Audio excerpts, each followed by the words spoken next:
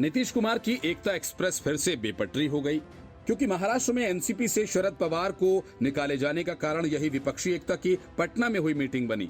असल में नीतीश कुमार ने विपक्षी दलों को ये कहकर बुलाया था कि पीएम पद का फैसला चुनाव के बाद होगा, लेकिन लालू यादव ने इसमें खेल कर दिया और राहुल को लेकर दूल्हा बाराती की बातें कह डाली। अब बैठक में आए नेता इतने नासमझ तो नहीं है जो लालू यादव की इन बातों को न समझें।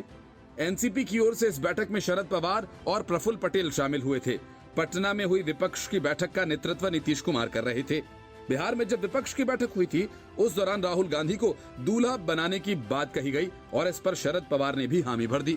यही बात अजीत पवार गुट को नागवार गुजर गई। अजीत पवार गुट को लगा कि Sharad Pawar one man army की तरह काम कर रहे हैं और बिना पार्टी नेताओं से पूछे फैसला ले रहे हैं। बस इसके बाद ही पार्टी के असंतुष्ट नेताओं ने बगावत का मन बना लिया और शरद पवार को ही पार्टी से बाहर कर दिया। अजीत पवार और प्रफुल्ल पटेल ही नहीं, बल्कि ममता बनर्जी को भी राहुल गांधी को पीएम फेस बनाए जाने के रूप में प्रोजेक्ट किए जाने के रूप का ये तरीका पसंद नहीं आया होगा। विपक्षी एकता की बेंगलुरु में होने वाली बैठक में ममता बनर्जी कोई झटका दे दें तो बड़ी बात न होगी। असल में विपक्ष को ये लगता था कि महाविकास अघाड़ी बनने के बाद महाराष्ट्र में वो बीजेपी को मात दे सकती है। महाविकास अघाड़ी में एनसीपी, कांग्रेस और उद्धव ठाकरे गुट शामिल है। महाराष्ट्र के कई सर्वे में बीजेपी कमजोर भी दिखाई दे रही थी, लेकिन एनसीपी के बड़े धड़े के टूटने के बाद अब महाराष्ट्र में फिर से बीजेपी विपक्ष पर हावी होती हुई दिखाई दे रही है।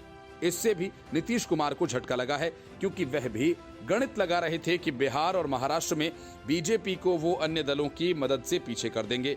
शरद पवार में विपक्ष को एकजुट करने की क्षमता है और वो बीजेपी के लिए चुनौती भी बनते जा रहे थे, लेकिन अब एनसीपी के टूट के बाद शरद पवार के सामने बड़ा संकट उत्पन्न हो गया है। शायद उनके राजनीतिक जीवन का ये सबसे बड़ा संकट है। अब शरद पवार के सामने संकट ये है कि विपक्ष को एकजुट करें या फिर पहले अपने घर को बचाएं। विपक्षी दलों की अगली मीटिंग बेंगलुरु में होने वाली है। अब इस बैठक में सभी की नजरें शरद पवार के रुख पर होंगी। इस बैठक में नीतीश कुमार को लेकर क्या चर्चा होती है, इस पर भी काफी कुछ निर्भर करेगा।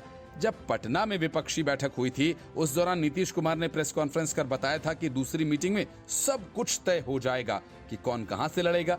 लेकिन बड़ा सवाल अभी भी यही है कि विपक्ष क्या पीएम पद के चेहरे के साथ चुनाव में जाएगा या फिर बिना चेहरे के साथ चुनाव में जाएगा।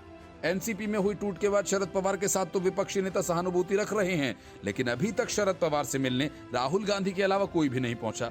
राहुल गांधी ने शरद पवार के घर पर जाकर उनसे मुलाकात की थी और ताजा घटनाक्रम को लेकर चर्चा की थी।